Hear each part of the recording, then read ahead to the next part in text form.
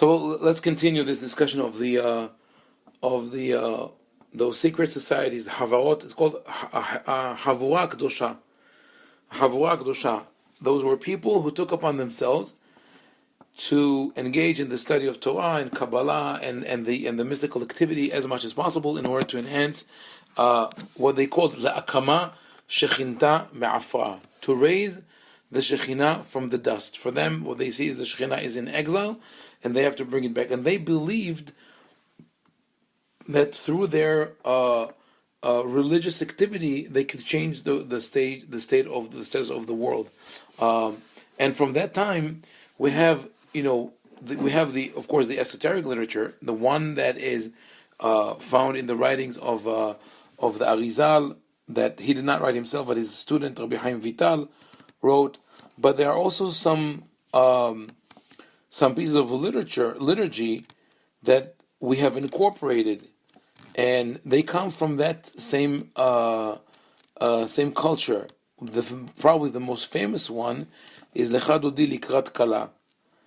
Right? Lecha Dodi Likrat Kala, Penei Shabbat Nekabela, written by Rabbi Shlomo El-Kavetz. Rabbi Shlomo El-Kavetz was one of the members of those secret societies that revolved mainly around the Arizal, but there were others involved. Rabbi Moshe Al-Sheikh, called the Maharam Al-Sheikh, Rabbi Eliezer Azikri, who wrote the book called Sefer Yereim, Rabbi Israel Najara, who mainly wrote liturgy, and even the opening of the poem Lecha Dodi Likrat Kala,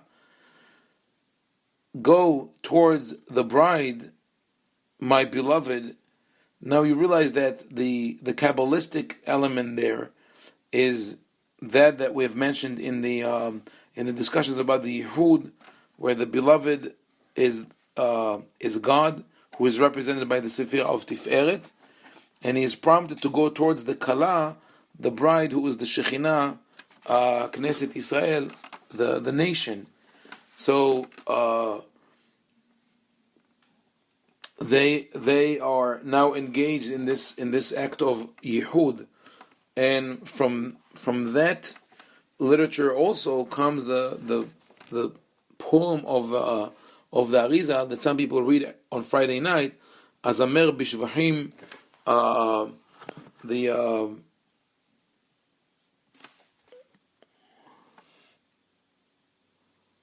maybe we should look for a second at the text of Azamer Bishvahim. Not all of it, but this is a poem that appears in the prayer books of today, according to some communities, because as you know, after the publication of the Zohar and after the flourishing of the Kabbalistic literature in Tzfat, and especially after the writing of the Shulchan Aruch by Rabbi Yosef Karo, who was deeply influenced by Kabbalah, the Sidurim have changed. The most important change that took place in the Jewish world was that with the rise of Hasidut in Europe, the Hasidic leaders adopted the Sephardic Siddur because for them it represented the teachings of Kabbalah, whereas the Ashkenazi Siddur did not. So here, I think if we look at that poem now, after the sections from the Zohar that we've studied and some of the symbolism that we've seen, we understand better the imagery that he is conveying here. It says, "Azamer bishvachin leme'al gopithin b'hakal tapuhin dinun kadishin." Says, I will sing songs to go through the gates in the field of the holy apples, which is a symbol of the Shekhinah, of the Sefirot. Nezamin la'ashta biftorah hadata uvimnarta tavta denara al reshin. We will summon her now with the new table and with the good, beautiful candelabra that shines upon our head. Here, yemina usmala uvenai kala bechkishutin azla umanin ulvushin. There's the right and the left, and between them the bride walks. Remember the text that we analyzed yesterday. Semolo tahat leroshi, v'yamino tahat beken. His left hand is under my head, and his right hand embraces me. Where Rabbi Shimon explained that this refers to the male and the female elements in the Sefirot that brings together the Kala, the bride, which is the Shekhinah, up towards the Tiferet. But in between the Tiferet and the Shekhinah, there's the Sefirah of Yesod. So here it says, Yihabek la ba'ala, her husband will embrace her.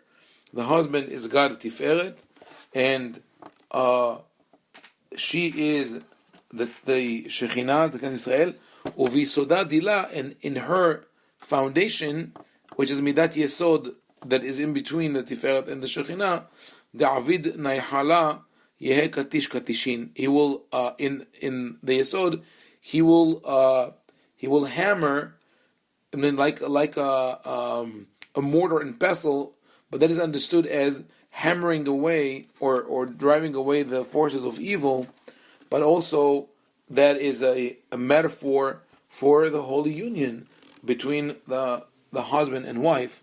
And it goes on like that. It's worth it maybe when you have time to find this a poem with the translation and commentary and look at it. But this is an example of the literature that comes from that Bet Midrash. So maybe we'll look also in Lecha Dodi.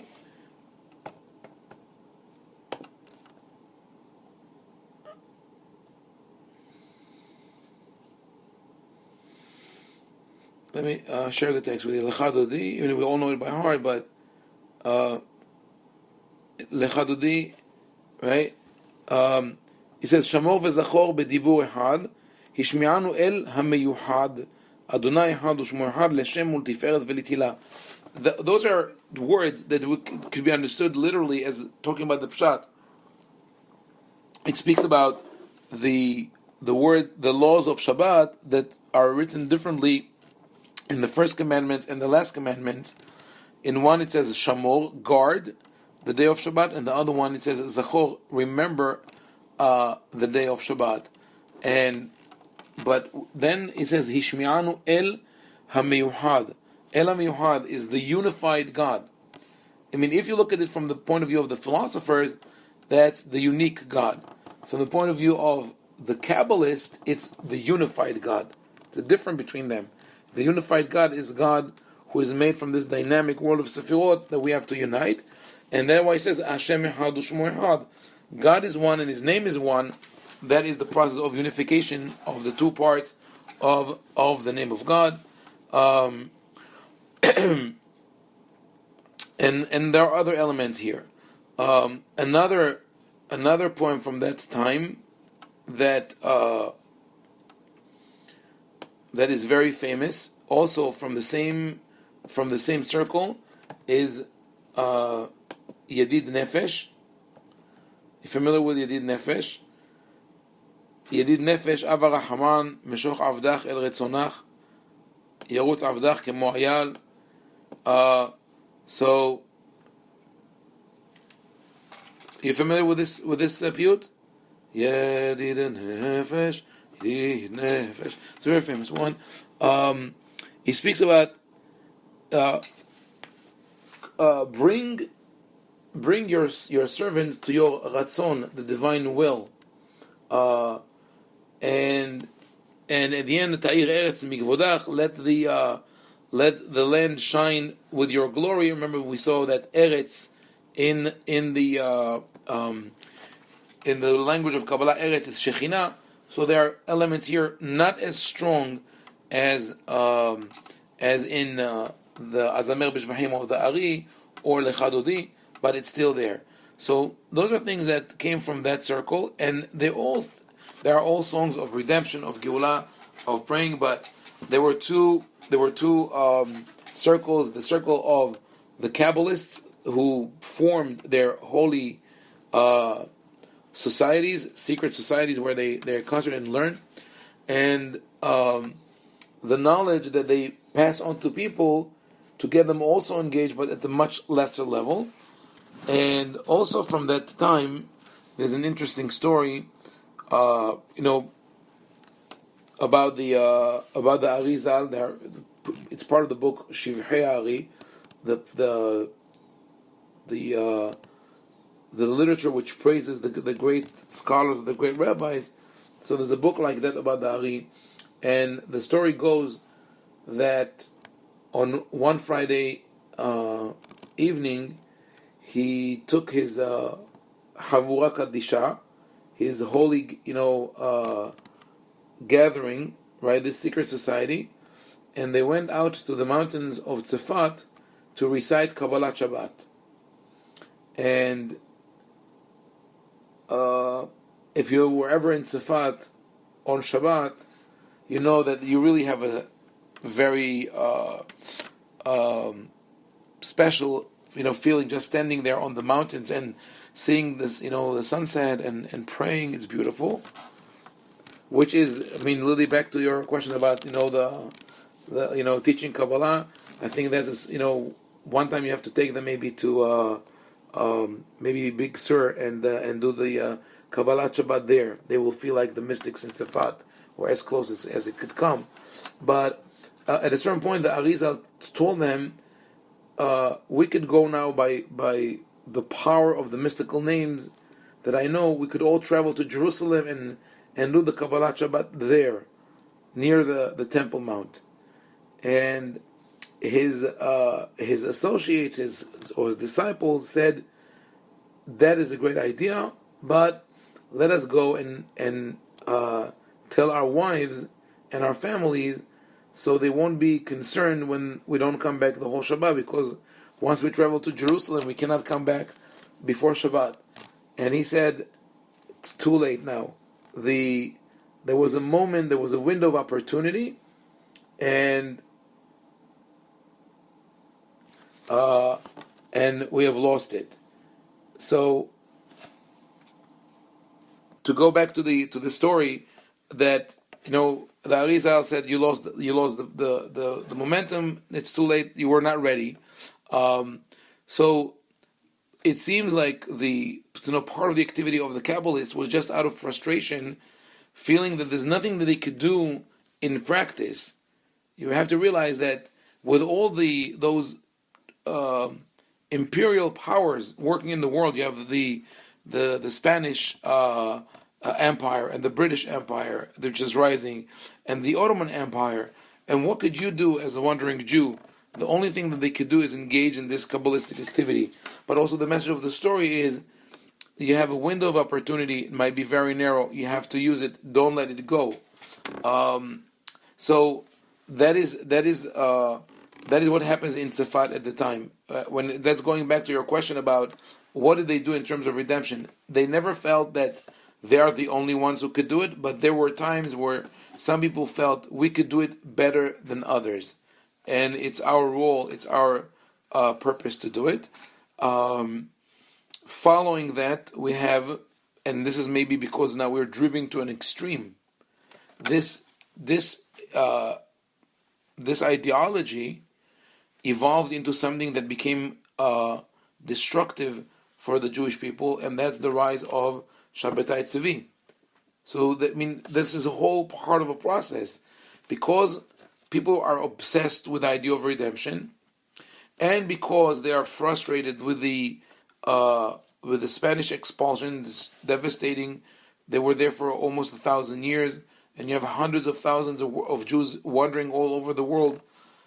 How did this happen to us? So those two factors combine, and when someone comes and says, "That's it, it's all over. I'm the Mashiach. I'm the one who's going to lead you to the new world, and he's also to the new, to the world to come, or to the time of Mashiach." And not only that, when that person is knowledgeable in the field of Kabbalah, he could display his messages in a way that appeals to the people. And really was a phenomenon that is perplexing, how so many people fell for Shabbatai Tzvi, including great rabbis. And even after he converted to Islam and the whole story sort of subsided. They were rabbis who were accused and suspected of being followers of Shabbatai Tzvi, the most famous of whom is Rabbi Yonatan Eibeshitz, who some scholars believe that he, even after the whole story was over, still adhered to the Sabbatean belief. Yet his commentaries on the Shulchan Aruch are written, are published, and there are studies today in all the yeshivot. So that was that result. Then the next phase was Hasidut. Hasidut was the movement that not necessarily started with Kabbalah, but very fast, very quickly went into Kabbalah because of, I think, and we spoke about that of all the available forms of literature that existed, Kabbalah was the best one that could be used to be the vehicle for Hasidut. If you were looking for excitement and being in an ecstatic state of mind, and also the tzaddik is the center upon which all revolved, Kabbalah was the perfect vehicle for that literature. And now we have, as later on, as a counter-reaction to Kabbalah and Hasidut, we have the rationalism of the 18th and 19th century, and on that background, a new messianic movement that has nothing to do with Kabbalah, and that's Zionism. So, but then at that point we're already not in the esoteric. But even when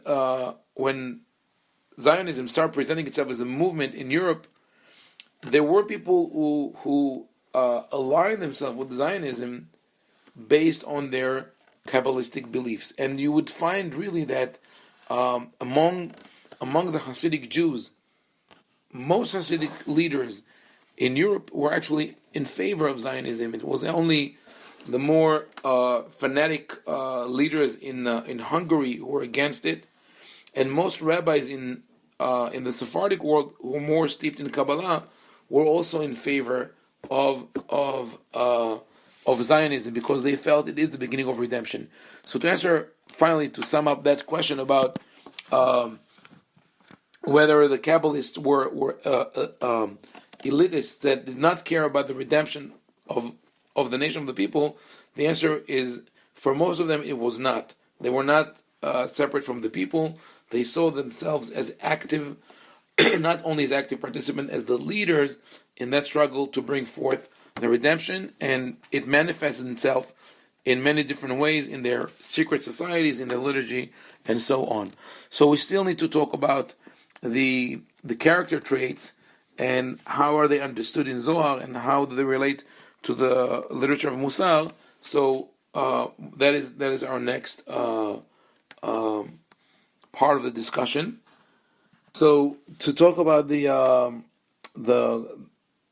how the character traits and one's behavior is addressed in the Zohar. Sherry, you asked specifically about patience.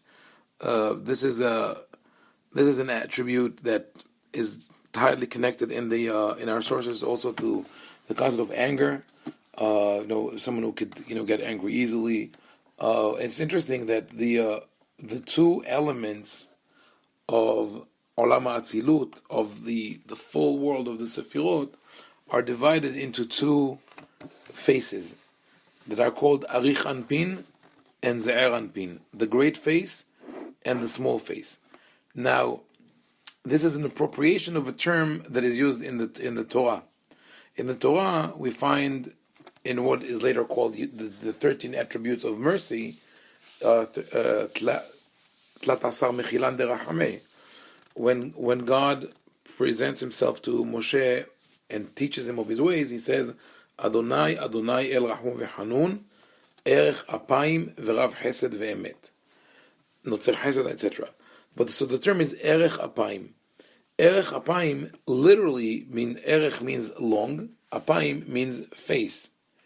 In the section of the Zohar that we didn't read, but you haven't at your source sheet from yesterday, it speaks about the nose of the king, and it calls the nose Tikuna de Partzufa, the the establishment of the face.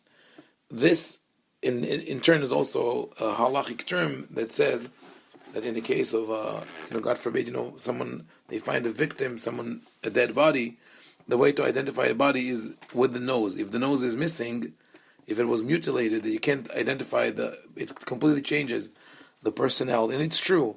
So in the Hebrew, the word af is connected someone to the word panim. So apayim, vayipol al apav arta, is both your nose and your face.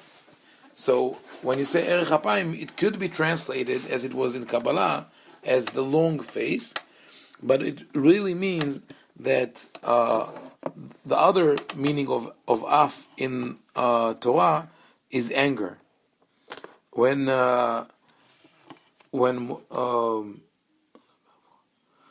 you try to tell another person, please come down, please don't be angry, you say, Alna be'apcha. David HaMelech tells God, Alna be'apcha yasereni uvahamatcha tochicheni. Please don't bring your nose on me. But nose, they mean ire. Because when one is angry, it feels like you breathe and you release air. So that is representative. So erech apayim really means one with patience. So one of the qualities of God is that God has patience. But in that sense, the ze'er anpin, the small face, is the one that has no patience. So in the dynamic of the divine world, you have this tension between the patience of the arich anpin, the upper three sefirot, and the impatience of the lower ones. And that is also be understood as being removed. The more you're removed from something, the less impatient you are, because it has no impact on you. So, and we think of being removed as something negative, but sometimes it's a good quality. It's a good quality trait to be able to remove yourself from something and see things more analytically and less emotionally. But it's not always recommended, because if that becomes the norm, then nothing moves you, and you're never going to initiate change and address things that are really bothersome. But now, this is part, we have to address, when we talk about patience or anger or anything else, we have to talk about the way that one's behavior was addressed in our literature. And we have to go a little bit historically. We have to go to the Bible, through rabbinic literature, and then to Kabbalah, and then to Mussar, because there's a gradual development, and the same forces that influence in general the development of the literature from the more emotional back to the more analytical, and we have this to and fro there. Same thing happens with Torah Mussar, or the understanding of human behavior and character traits. For me, I think the best source that we still have for understanding human nature from our what we call our sources, our tradition, before we get to the modern psychology and behaviorism and all that, is the Tanakh. I think the Tanakh, as the Word of God, or in the way that is delivered through prophecy and through a special state of mind, is on one hand, it preaches, but it does not overanalyze our behavior. And a lot of the messages of the Tanakh are delivered through stories. So we read the stories about Avraham and Sarah and their interaction, and the brothers and Yosef and their interaction. And the Tanakh never says, the Torah never says, when it deals with the story of Yaakov and Yosef and Yehuda and the other brothers, it never says this person did the right thing and this person is a sinner. In these stories, it lets us figure it out on our own, and we can identify with one character or another but also realize that the stories are not so simple. The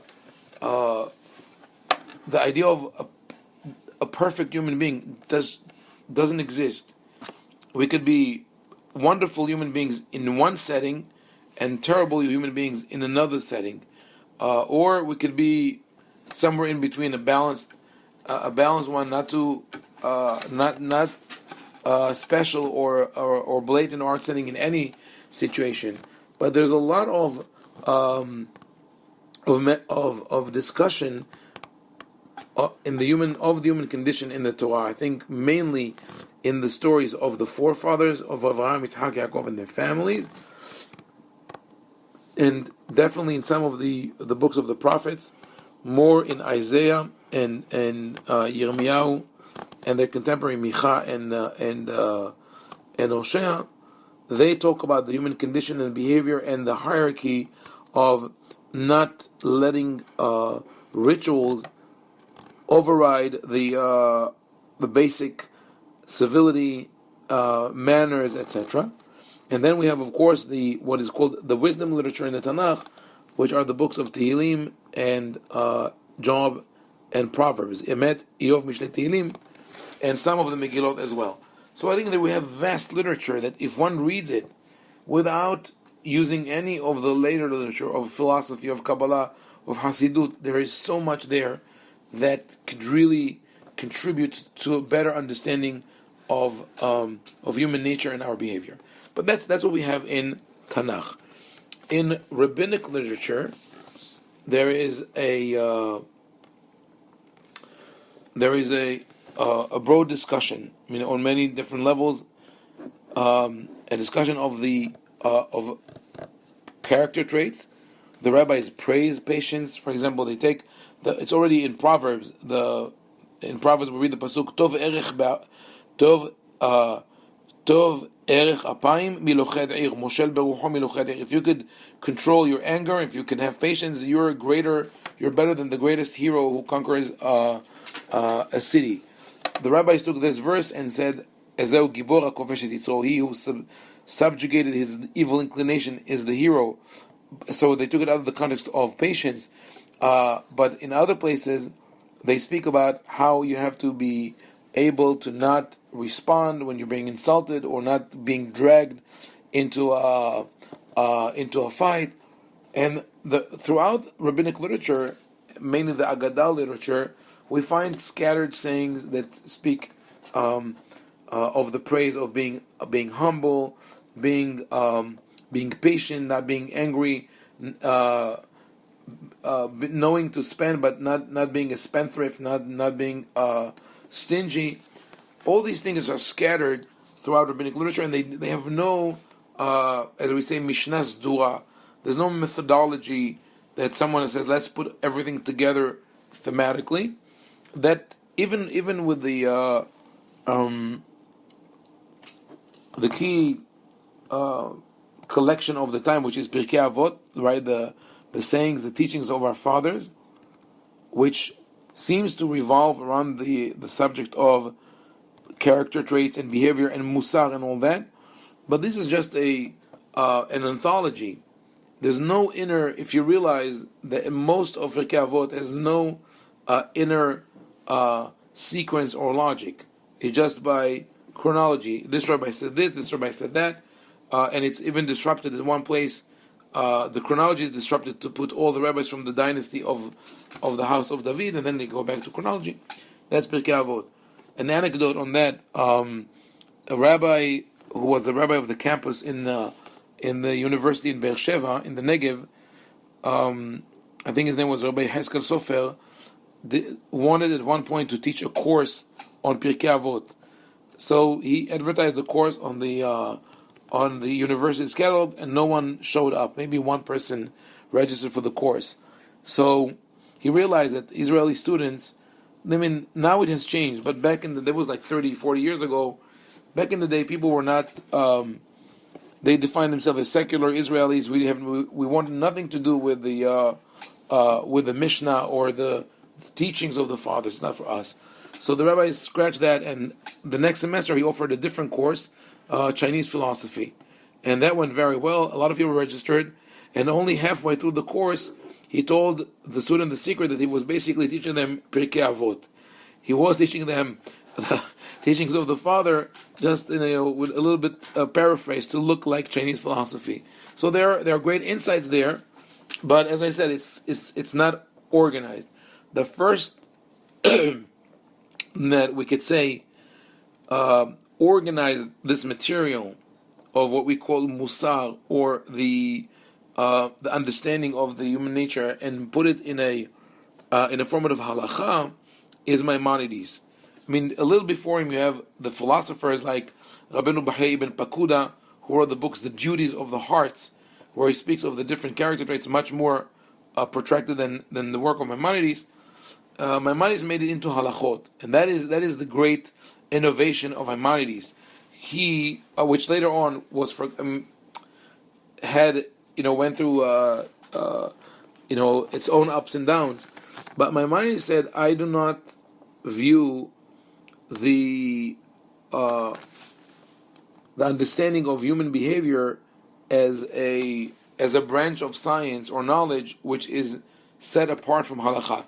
This is part and parcel of halakha, and therefore he included it in his Ilchot De'ot. And Ilchot De'ot, Maimonides in his first book, the book of Ahava, included this theme, where he speaks about the laws of opinions, meaning how do you behave. So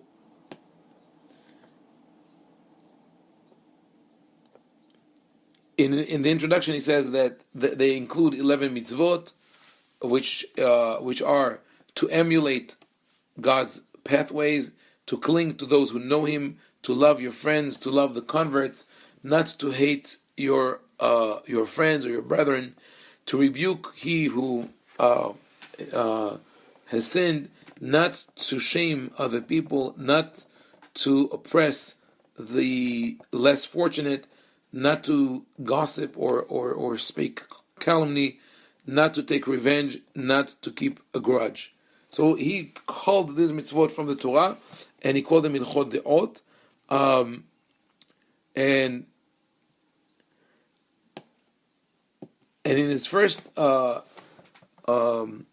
he says this: דעות הרבה יש לכל אחד ואחד מבני אדם, וזו משונה מזו ורחוקה ממנו ביותר. There are many different opinions to all humans. Each one of them has many different opinions. Could be on the two extremes of the gamut. יש אדם שהוא בעל חמה, כועס תמיד. One person could be extremely easy to anger, and he's always angry. ויש אדם שדעתו מיושבת עליו ואינו כועס כלל. And then on the other hand, there's someone who's so calm, he never gets angry, maybe once in a couple of years. And then he speaks about the other character traits. He says, how do you get to know these opinions? He says, יש מהן דעות שהן לאדם מתחילת בריאתו לפי טבע גופו. Some opinions are intrinsic, they are natural to a person by the way he was created. Some of them he doesn't have them yet, but he's more he has the propensity to follow them. And some אינם מתחילת בריאתו אלא למד אותם מאחרים. And there are still those that he learned from others, either because he felt that he wants to learn from others, or he heard it's a good path. So Rambam covers the whole gamut of how one might decide to learn those new paths. And we could say that it was Maimonides, through philosophy, who laid the foundations for the Mussar movement, alongside Rabbeinu Bahai ibn Pakuda, who wrote the book Chovot HaLevavot. Now, when we get to the field of Kabbalah, what we have here, I think, is a synthesis of what they were familiar with from rabbinic literature, and what they were familiar with from the philosophy and the works of Rambam and Rabbeinu Bahai. And now all this is is projected through the prism of Kabbalah. So all the we saw that the midot, when we spoke about the sefirot, we saw that there are two ways to name the sefirot. One of them is more homiletic, that's based on the pasuk in Divrei Yamim, Lecha Adonai Agedula v'Agvura v'Atiferet v'Netzach v'Hod and Amamlacha. And then there is another set of names that is more philosophical or more Mussar-like, meaning trying to understand the character traits of a human being, and it's the Keter is called will, and then we have Chokhmah Bina Da'at, Tiferet is called Rahamim, Hesed Gevurah is called Hesed. So all these the interactions between the Sefirot are basically reflective of the behavior of a person. So the Zohar would praise certain character traits and reject others along the same lines of the rabbis of the Mishnah and the Talmud and later Maimonides, but it will dress them with this Kabbalistic garb. Now, but another element that the Zohar adds, and I think we spoke about it all already, is to make people more sensitive or more sensible, and that is done by the dramatization of the story. So whatever learning that is done in the Zohar, it's done in a highly dramatic setting. The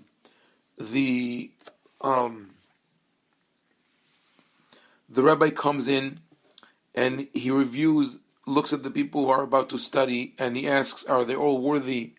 And then he does not divulge information easily, meaning people are scrutinized. Are you worthy? Are you part of the... So it's being an elitist, but in a good way. You want to make sure that people are worthy to be part of that. And also, there are many situations where the text is introduced with Bacha Rabbi Shimon ve'amar, or Bacha ha'usava. They are sobbing, they're crying, they're very emotional, which in itself, I think, is a key to be more sensitive to others, the ability to cry and the ability to hear other people cry.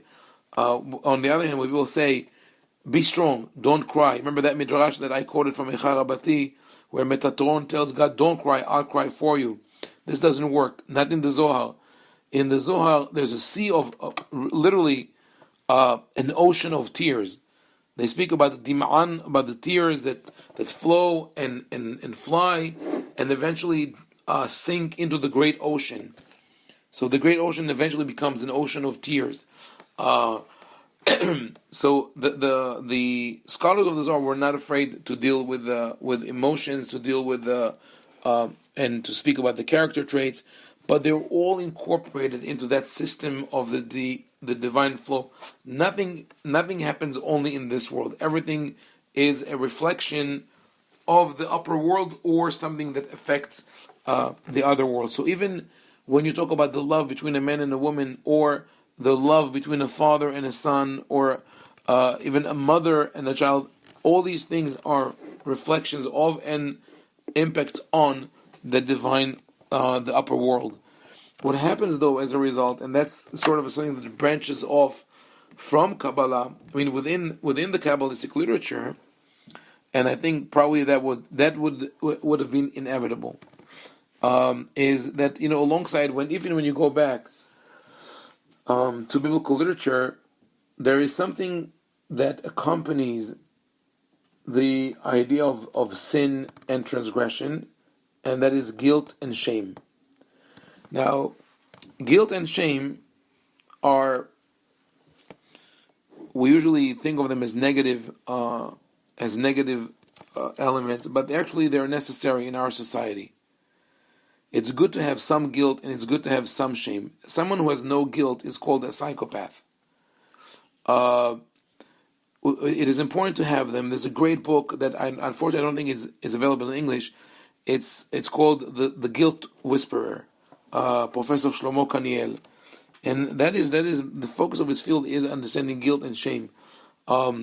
So guilt always existed. The question is, the fear or the danger of guilt is that it can become paralyzing.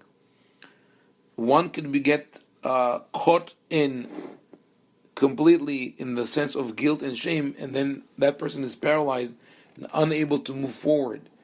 Now, that is very common when the source of guilt or the source of shame is a very powerful entity. Meaning, if you feel guilty towards your friend, it's one thing. If you feel guilty toward your parents, is another. And if you think that you did something that will cause the FBI to be upset with you, that's a completely different level. For the believer to do something that will arouse God's anger and that he will be guilty towards God, that is like the ultimate transgression. So we have confessions in the Tanakh. We have the famous confessions of David in chapter 51, where he says, "Lecha levadecha hatati v'ara b'einecha asiti." He says, "God, I have sinned in front of you. I have done that which is bad in your eyes. Please wash me from your sins. Cleanse me." He feels contaminated with it. Now, where I'm going at is take into mind the idea of theurgy, right? That we were discussing, and theurgy is the way that our actions affect the divine worlds, right? So it's a very powerful concept, but now is also a very dangerous concept, because in the rabbinical literature, when you did a good thing, you obeyed God's word, and it was beautiful. When you did a bad thing, you have transgressed God's word, and it was terrible. But you could fix it. You could make teshuvah, and God will forgive you, as long as you didn't commit murder, right? Or if you stole from someone, you have to return it. But almost everything is corrigible. Now you move into the world of Kabbalah, and that becomes much more dangerous, because if you do something wrong, it's not just you who's the sinner.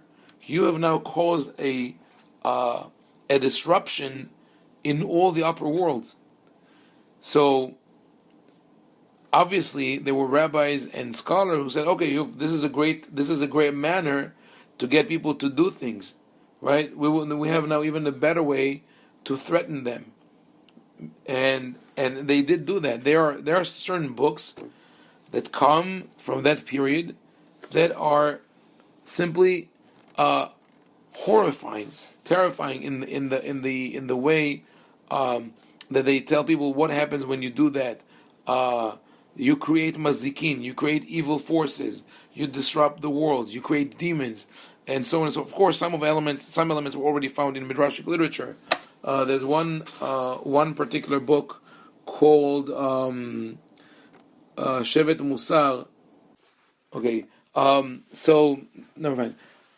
So as I said, the following what happened with the if we recap the post Tzafat literature, people took the teachings of the Kabbalah and combined with Mussar in a very scary way, and that caused people to either become ascetic, become reserved, or become abandon religion altogether because they felt that it was really insurmountable.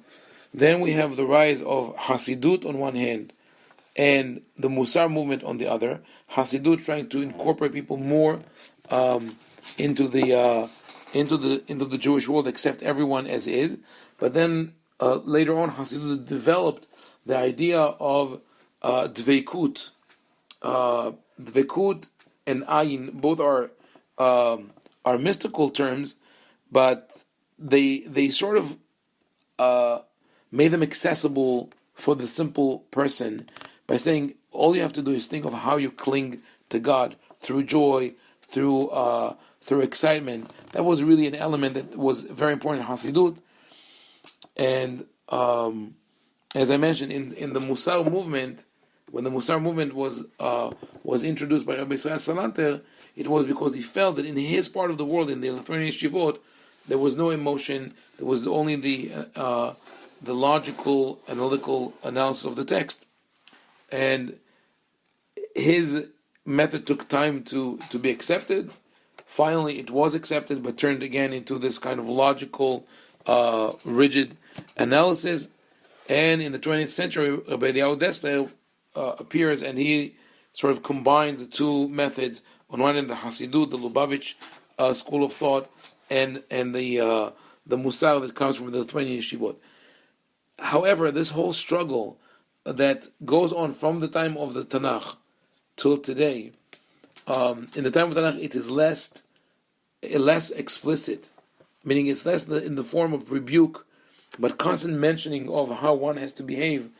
And then later on, there's a build-up of trying to play on those emotions of guilt and shame, and we see that even when the Mussar movement tries to introduce new ideas, they are being taken over by the analytical mind, as well as Hasidut. Hasidut also, some Hasidic movements are still there, but others went off the way of the original way of Hasidut. You realize that the idea of Hasidut originally was to be all-inclusive, to make all Jews part of it, and instead they became divisive and fractured with, I think, at least 300 different Hasidic movements today. So why is that happening? I think part of it is that if you try to put your finger on what is the most difficult commandment of the Torah, in the top 10 you will have Ve'ahavta l'reacha kamocha, love others and you love yourself as you love yourself, which really calls on you to love yourself. If you think that anger is not good for you, you have to fix it. If you think that impatience is not good for you, you have to fix it. So, because you can't love your friend before you love yourself. And that, I think, alongside with lo tahmod, you shall not covet. Because you shall not covet, at least in my interpretation of that statement, you shall not covet, it's not a commandment. You cannot command a person to not covet. I see it more as a statement. At the end of the 10 commandments, the 10 matters, there are 10 statements. God says, I'm saying very briefly, I have an article on that. If you remind me, I'll send it to you. In the 10 issues are, first, God says, I give you all these gifts. The gift of divinity, of being able to connect to the divine, the gift of family, the gift of Shabbat. I also gave other people gifts, which you have, their life, their love relationships, their right of due process, and their possessions. If you know how to respect, to appreciate your gifts, and to respect other people's rights, then the outcome naturally will be you shall not covet.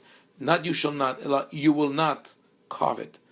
Now, if you take those two elements that in the Torah, not to covet that what other people have means not to be jealous, not to be upset or frustrated about your position versus that of others, but really focusing on the positive, and also being able to see the goodness of everyone and loving everyone. Those are very difficult things to achieve. You could achieve them by applying really energy and time and willpower to change them. But it's much easier if you want to be an observant Jew and you look at this like complex of Torah mitzvot. Say, okay, what do I have to do? Let's go. Let's scroll through the mitzvot. Okay, Ve'ahavta l'reacha kamocha. I'm going to put this one at the end. It's very difficult, right? What else? Oh, tefillin. How do I do that? I buy it and I put it on my hand. Beautiful. That's easy. Lulav. Shake the lulav. I'll buy it and I'll shake it one time a year. Another mitzvah. For me, it's so much easier to be engaged and obsessed with the ritual instead of changing those things. So every time a rabbi or a master or a teacher, whether it is in the rabbinical period or a prophet in the Bible, or a Kabbalist, or a Mussar leader like Rabbi Israel Salanter, when they come and say, here, we have a system for you to change your paths, to change your habits, to change your personality, people say, I would like to study it as theoretical knowledge, but I'm not going to apply it. That's why we constantly have this tension. So I guess for that we have to have a lot of patience with ourselves and work on these character traits.